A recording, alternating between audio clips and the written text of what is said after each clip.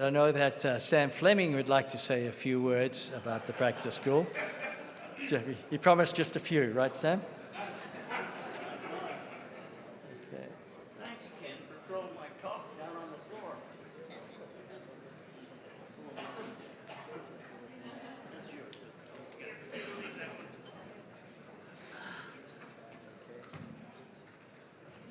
Let me first express to the captain of the flagship, the director, the heartfelt thanks of all of us for a wonderful program consistent with the excellence of this program and its committee.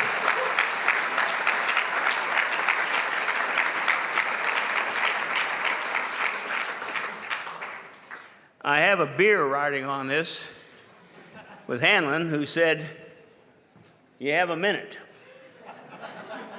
I owe you a beer." I would like to adopt a bit of formalism. We get to do this once a century, right? So in the English tradition, Nobel laureates, that would be Sergio and Howie,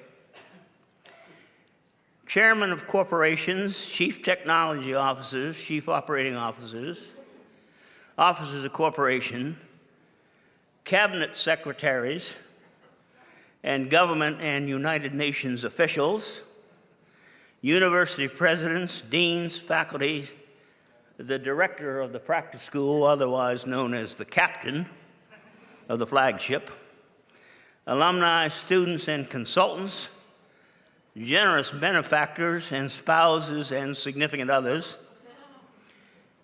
of the David H. Koch School of Chemical Engineering Practice, the MIT School of Chemical Engineering Practice, and the Engineering Practice School at Oak Ridge.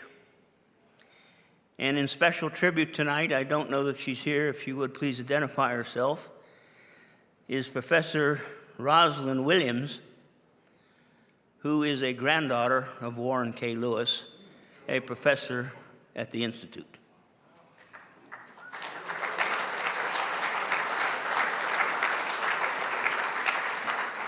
Doc Lewis, of course, is one of the several founders of the profession of chemical engineering in the United States. And William H. Walker, Arthur D. Hone Little, George Eastman, MIT President McLaurin, and we are their legatees.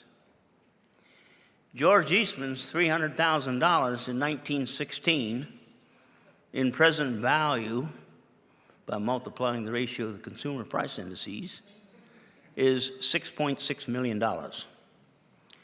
It was an expendable fund. This afternoon, there was talk with regard to maybe the time to re-endow the practice school. I threw out the number 10. Hatton immediately says, raise you to 15. Okay. So with that mouthful to address people, shortened it is, we, the practice school. The practice school is the longest running, most successful as measured by your contributions, program in graduate education at the Massachusetts Institute of Technology, which is not without other contributions. Tonight we celebrate the centennial, and we look back, and most importantly, we look ahead. What would Walker have thought about where we are today? What will the practice school look like in 100 years? We don't have the slightest idea, but we know certain things. The pedagogy is sound.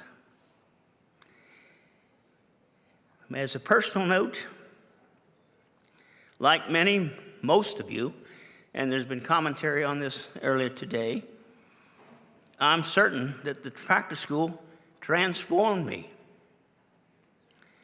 and molded me into what I've become in the pursuit of knowledge and values and the never-ending pursuit of identifying and solving real problems so that the campsite is better off for our having been here. That was cool. Oh, it only hurts when I stand up. All right, so now then, permit me to quote William H. Walker a year after the first said. This is describing the graduate. This is the man, today of course we read person, who has attained a solid foundation in science, has become a keen and accurate observer, an exact and logical thinker, and who has a love for the application of this knowledge and training to the investigation and solution of many problems which modern industry presents. At the 75th, John Mattel wrote The Flagship. Beth Doherty has just completed I Practice. About 35 of us who've had the opportunity to contribute. From my standpoint,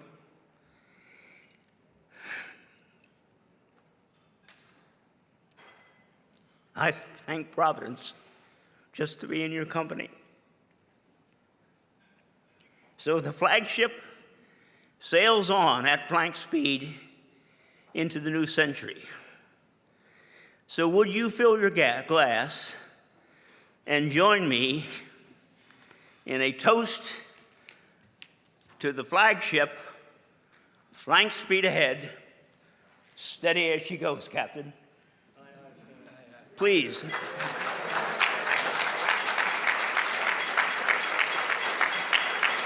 Here we go, here we go. The Flagship, flank speed ahead, steady as she goes, Captain.